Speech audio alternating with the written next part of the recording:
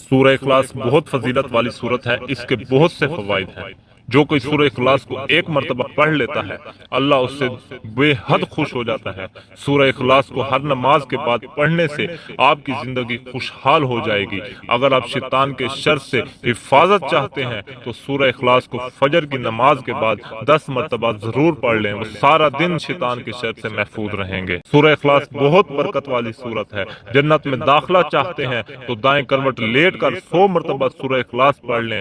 آج کا عمل آپ فجر کی نماز کے بعد یا مغرب کی نماز کے بعد کر سکتے ہیں۔ جب آپ فرض نماز پڑھ لیں تو اس کے بعد سیدھا ہاتھ اپنے سر پر رکھیں اور قل هو اللہ احد کو 126 مرتبہ پڑھنا ہے، اول و آخر 3 مرتبہ درود پاک کے ساتھ۔ پڑھنے کے بعد اپنے ہاتھ پر پھونک مارے اور پھر سے اپنا ہاتھ سر پر پھیر لیں۔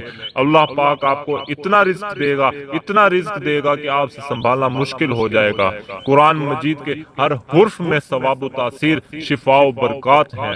ایسے لوگ جو دنیاوی طور پر کافی پریشان رہتے ہیں، ان کی یادداشت خراب ہو جاتی ہے، سینے پر بوجھ سا رہتا ہے، دل ذرا ذرا سی بات پر گھبرا جاتا ہے، انجانے خوف پیش کرتے ہیں اور کاروبار یا نوکری پر جم کر نہیں بیٹھ پاتے، وسوسے کھائے رکھتے ہیں، اس سے قوت ارادی کمزور ہو جاتی ہے۔ جو لوگ علم سے وابستہ ہیں اور ان کا ہر کام علوم و محتاج ہوتا ہے، جیسے طالب علم، ڈاکٹر وغیرہ، تو ایسے تمام حضرات سے عرض ہے کہ وہ سورہ علم نشرہ روزانہ 21 بار پڑھا کریں، اول و آخر درود پاک کے ساتھ۔ سورہ علم نشرہ کی تلاوت کرنے والوں پر ہر طرح کے مصائب کا سامنا کرنے کی ہمت بڑھ جاتی ہے، ان کی رکاوٹیں دور ہو جاتی ہیں، دل اور دماغ کھل جاتا ہے۔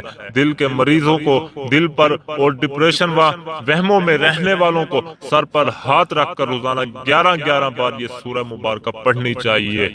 انتہائی احسن عمل ہے۔